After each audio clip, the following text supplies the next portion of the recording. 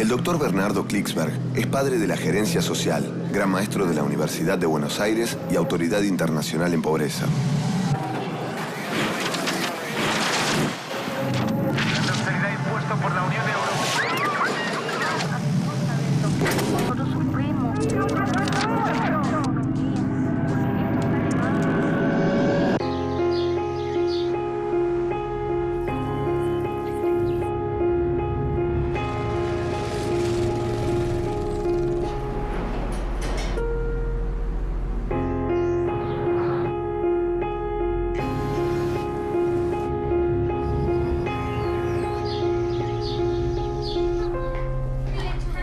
¿Sabía usted que solo 1 de cada 2 jóvenes en América Latina termina el colegio secundario? Solo 1 de cada 2. Y en los más pobres, en el 20% más pobre de la población de América Latina, solo 1 de cada 3 termina el colegio secundario. Si no se termina el colegio secundario, no hay futuro en la vida. Los datos de la CEPAL, la Comisión de las Naciones Unidas para América Latina, dicen terminantemente que con menos de 12 años de escolaridad se está condenado a ser pobre. 12 años quiere decir primaria más secundaria.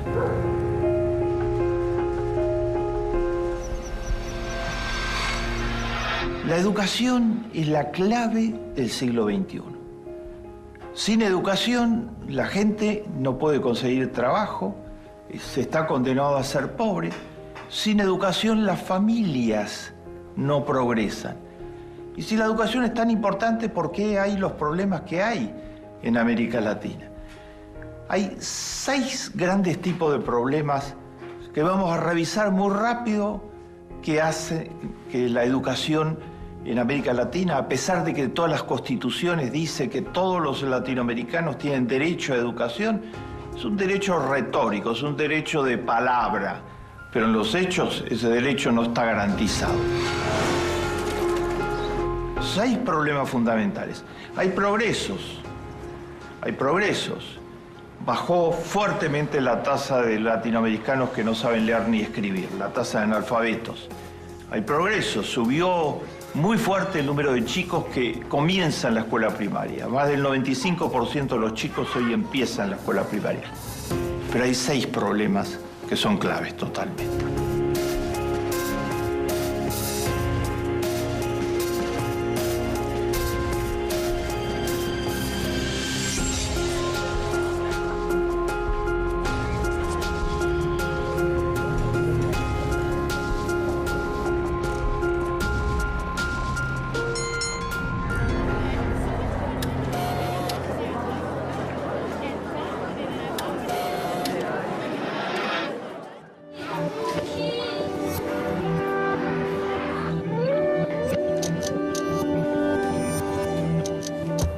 Primer problema, que como señalamos no terminan la secundaria. Empiezan la primaria, pero no terminan la secundaria. ¿Y por qué no terminan la secundaria los chicos? ¿Porque no quieren estudiar? No, eso es un invento. Así como todos tenemos necesidad de trabajar, todos disfrutamos finalmente desarrollando estudios y viendo cómo crecemos a través de los estudios. No, no pueden estudiar. Están los chicos con hambre en América Latina. 16% de todos los chicos tienen hambre. Cualquiera que deja de comer 1 o 2 días no puede estudiar. Sin tener las calorías y proteínas necesarias no se puede simplemente. Estos chicos no pueden estudiar nunca porque están con hambre, desnutrición severa. Porque en América Latina, a pesar de que es el mayor productor de alimentos de todo el planeta, per cápita hay hambre porque hay mucha desigualdad. Y porque hubo el modelo neoliberal en muchos países que no tenía la menor preocupación con qué pasaba con los niños en general. Están los chicos que no pueden estudiar porque trabajan. La OIT lo llama esclavitud infantil. Son 14 millones de chicos menores de 14 años de edad que trabajan porque quieren. No, ningún niño, todos los niños quieren en la infancia jugar, divertirse y estudiar. Estos son los chicos que yo digo que les robamos la infancia. Están trabajando en las minas, en las plantaciones, en las calles, de los semáforos. Son los niños de la calle, son los niños de la basura, reciclando basura, en los basurales en muchas ciudades de América Latina.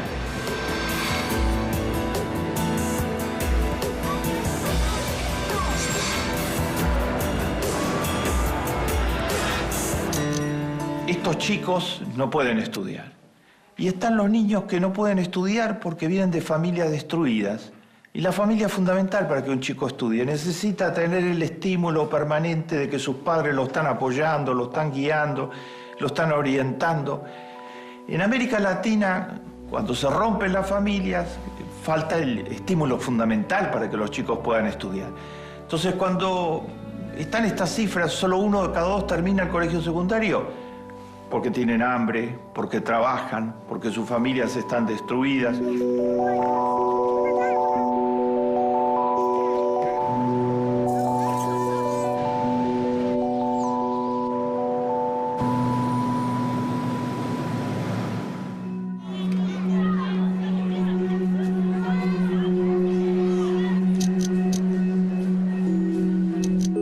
Segundo gran problema en educación, el problema de la calidad. ¿Y cuánto aprenden los chicos? Los chicos que sí hacen el colegio secundario completo. Y los chicos en general, en la primaria, ¿cuánto aprenden los chicos? Hay una desigualdad total. Algunos aprenden igual que los chicos de los países más desarrollados del mundo, los que vienen de familias ricas, los mandan a las escuelas con mejores instalaciones, con más facilidades, con los maestros mejor pagados, y si algo falla les ponen maestros particulares para que los ayuden.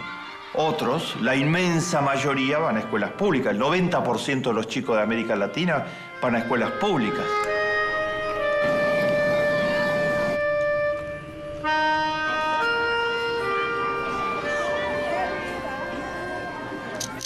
Entonces, en América Latina hay educación para pobres y educación para ricos.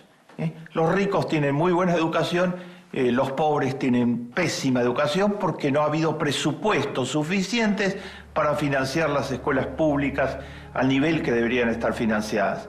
Esto se refleja en cosas muy concretas. En las escuelas públicas hay mucho menos horas de clase por año que las que hay en las escuelas privadas.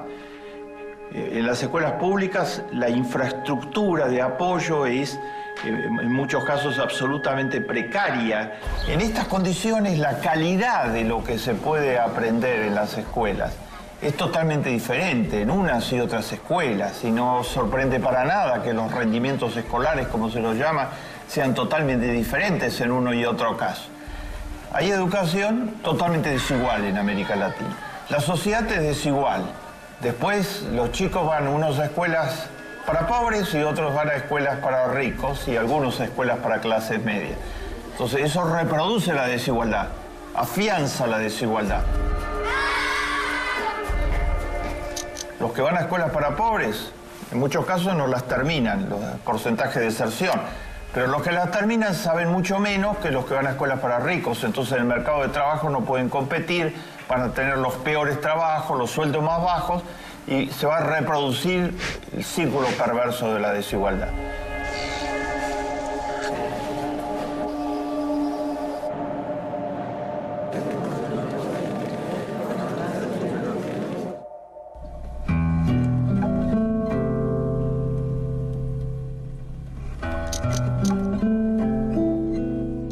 Tercer problema muy importante, el presupuesto para educación. Si a la UNESCO dice que tiene que ser por lo menos 6% del Producto Bruto. En países como los latinoamericanos, donde la necesidad de educar a la población que tiene niveles de escolaridad bajos es mucho mayor que en los países ricos, que en los países desarrollados, debería ser mucho más todavía que el 6% del Producto Bruto. Y sin embargo, el presupuesto en América Latina promedio en educación es menor al 4,2% del Producto Bruto. Esto significa que se escatima totalmente recursos para la educación. hay cómo financiar la educación, pero tiene que haber la voluntad política. Lo muestra muy claro los nuevos gobiernos latinoamericanos. Cristina Kirchner ha duplicado, mucho más que duplicado, la inversión en educación de la época de Menem en la Argentina. Ahora es 6,47% del Producto Bruto, y el Producto Bruto es muchísimo mayor que en la época de Menem, porque durante los 8 años del gobierno de Néstor y Cristina Kirchner ha crecido un 7,8% anual.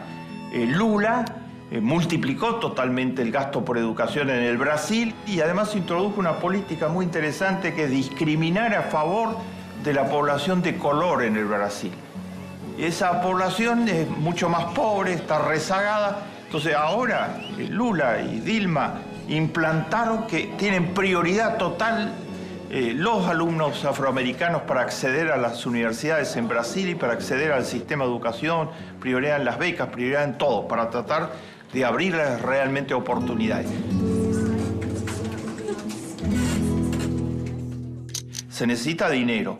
Con frecuencia, el razonamiento de los economistas ortodoxos en toda América Latina es: hay mucho dinero en educación, pero se gasta mal. Es mentira, no hay mucho dinero en educación. Finlandia gasta $6.000 por habitante en educación. Perú gasta $400 por habitante en educación. ¿Será casualidad que todos los últimos ministros de Economía de los diferentes gobiernos peruanos después de la dictadura horrorosa de Fujimori eran todos del sector más conservador, del 1% más rico, y entonces no aflojaron un centavo para educación?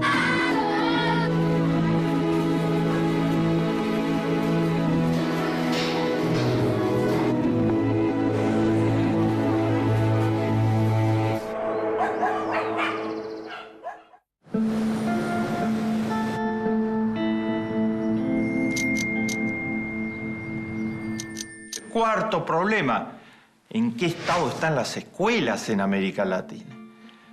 Hubo un relevamiento de la UNESCO hace poco. La tercera parte de todas las escuelas no tienen baños suficientes para el número de alumnos. Y los baños están además en pésimo estado, como toda la infraestructura escolar. El mismo número, un tercio, no tienen agua potable para los alumnos. La infraestructura se cae a pedazos en muchos lugares en América Latina. Las partidas de mantenimiento son absolutamente deficitarias.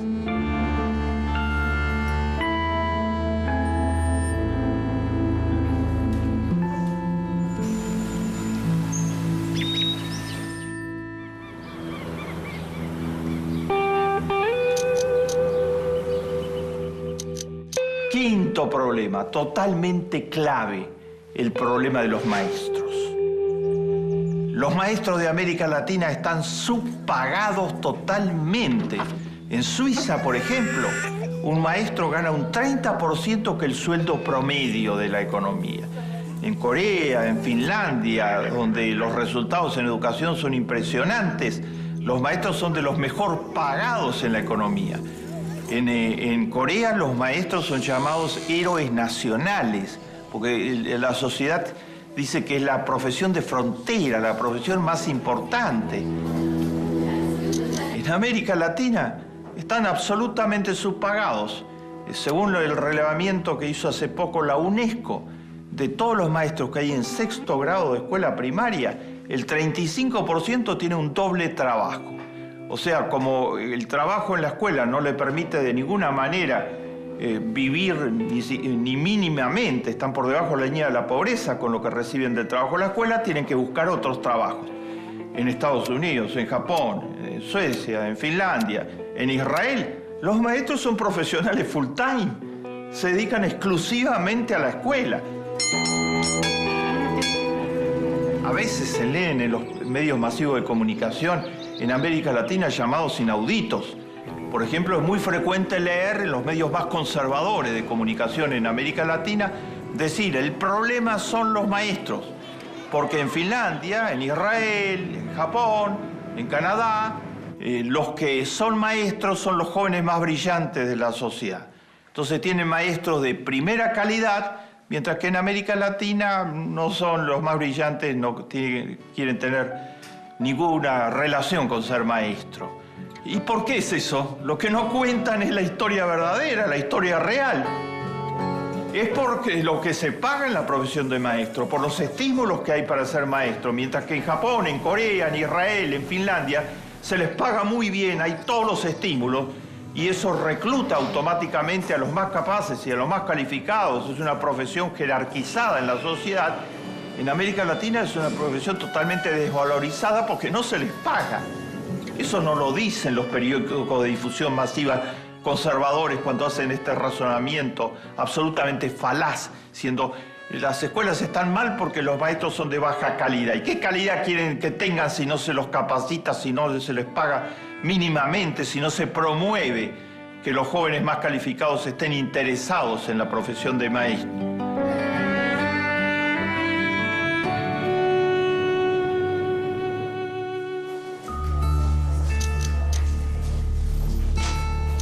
Sexto y último problema de esta lista que da alguna idea de qué es lo que está sucediendo en educación es este problema sistemático de tratar de inventar falsedades para, en el fondo, no aumentar los recursos para educación.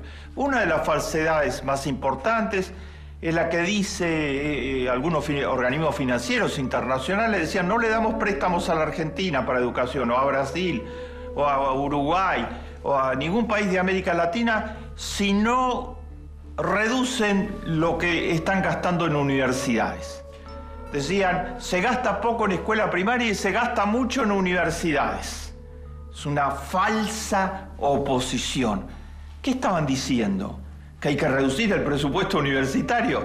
En gran parte de América Latina, las universidades funcionan con profesores ad honorem, porque no tienen los recursos para pagarle a los profesores. En todos los países ricos, los profesores de las universidades son una de las profesiones mejor pagadas y desde ya son absolutamente full-time. En América Latina son profesores part-time que trabajan y que voluntariamente, virtualmente, porque no cobran sumas ridículas totalmente, desarrollan el trabajo de profesor universitario. Y querían que se reduzca esos costos, suponiendo que al reducirlo se iba a haber más recursos para escuela primaria. La oposición no es entre gastar en escuela primaria y gastar en universidades, como decían algunos organismos internacionales. La oposición es entre gastar en educación y gastar en otros gastos. ¿Me explico? Como el gasto de las Fuerzas Armadas. Los países nórdicos, Suecia, Noruega, dan ayuda generosa a los países en desarrollo del mundo para cooperación internacional. Y han puesto una condición y tienen toda la razón. Pero no damos nada que signifique incrementar el gasto en armamentos o en Fuerzas Armadas. Y si se está incrementando el gasto en armamentos o Fuerzas Armadas, no damos nada en general, para tratar de que se reorienten los gastos en la dirección de la educación, de la salud pública, de los gastos que son fundamentales para que la gente tenga oportunidades en una sociedad. Esto es una falacia, oponer educación primaria a universidades. Y en el nombre de esa falacia, ¿saben lo que se hizo en América Latina en el nombre de esa falacia? Los organismos financieros internacionales presionaron muy duro a los países latinoamericanos para que arancelaran la educación universitaria. Es decir, para que la educación que en 1918, gracias a un movimiento histórico excepcional que floreció en Córdoba, en la Argentina, la reforma universitaria, fue gratuita desde entonces en adelante, querían que se cobre duro para financiar las universidades y entonces que no hubiera necesidad de presupuesto para universidades. Y lo hicieron en la dictadura militar de Pinochet en Chile. Y por eso ahora están los estudiantes en la calle reclamando que en esas universidades costosas no entran nada más que los hijos de los ricos y los hijos de la clase media y los pobres no tienen derecho a una educación universitaria o tienen que endeudarse por 20 años para poder pagar lo que significa una educación universitaria.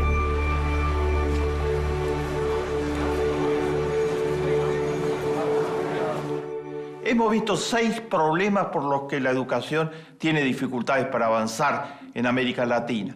Los problemas de deserción y las causas de esos problemas de deserción, la desigualdad en la calidad de la educación que se está entregando, las limitaciones de infraestructura muy severas en muchísimas escuelas. Hemos visto la situación tan difícil de los maestros en América Latina, la falta de recursos suficientes para la educación y estos falsos dilemas que inventa el neoliberalismo ortodoxo para justificar las desigualdades tremendas que genera en las sociedades.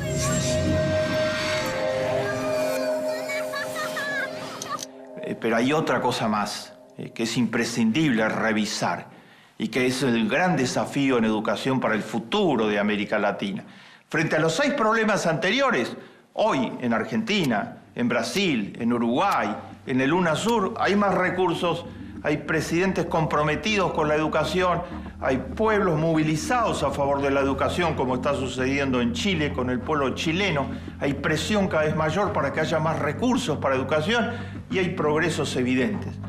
Por ejemplo, en la Argentina se hizo un censo total de cuántos saben de matemáticas, de lenguaje, de ciencias naturales, de ciencias sociales, una medición de cuánto mejoró el rendimiento de los niños desde el 2007 hasta ahora. Y hay un avance muy importante. Se pasó de bajo a mediano y de mediano a alto en casi todos los indicadores, con el balance general es absolutamente óptimo. Hay avances, se pueden hacer los avances siempre que haya un modelo de economía con rostro humano, se pase de un modelo ortodoxo neoliberal a un modelo de economía con rostro humano como el que tiene el UNASUR actualmente.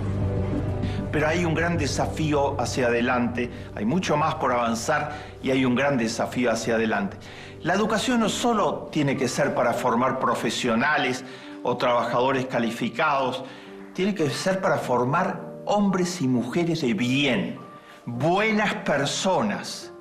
Y para formar buenas personas no basta con enseñarles matemática, lenguaje, ciencias naturales, física, todo eso es absolutamente útil, pero no basta para asegurar que alguien sea una buena persona. Los de Wall Street, los que casi destruyen la economía del mundo, estaban graduados en las mejores escuelas. Y eso no bastó para nada, no influyó para nada en el modo en que actuaron en la realidad, que fue absolutamente carente de ética de ninguna índole. Los planes de estudio, los currículos, tienen que enfatizar formar buenas personas. ¿Y cómo se hace para formar buenas personas? Por una parte, la educación tiene que tener una transversalización, es decir, en todas las áreas, en todas las disciplinas, en cada uno de los momentos del proceso educativo. Desde la escuela primaria hasta la universidad hay que enseñar ética. Pero no ética en abstracto, sino ética aplicada a la realidad. Ética en los hechos. La educación puede hacer eso en las escuelas en gran escala, pero se lo tiene que proponer explícitamente. Una educación que discuta las grandes injusticias y los grandes problemas éticos de la sociedad. Y que al mismo tiempo promueva la voluntarización, la solidarización, el tomar contacto con el otro que por ser pobre no es inferior ni es para desconfiar, es un igual y que requiere totalmente de la solidaridad. La solidaridad lo va a ayudar, pero la solidaridad sobre todo va a ayudar al que es solidario. Formar buenas personas es posible absolutamente, porque el ser humano tiene todas las calidades para ser una buena persona. Pues la educación no puede ser solo tecnocrática. La educación tiene que ser una educación en valores al mismo tiempo que una educación de mucha calidad a nivel técnico. Es posible reconvertir la educación en América Latina. En algunos países se está en ese camino en el marco de los modelos de economía con rostro humano, pero hay mucho por delante para recorrer y no se puede esperar más tiempo. La educación es decisiva, como señalamos inicialmente, para la vida de las personas. Sin educación no hay ninguna perspectiva de desarrollo, para la vida de las familias, para la existencia misma de las familias y para el progreso de las naciones. Más vale encender una vela que maldecir a la oscuridad.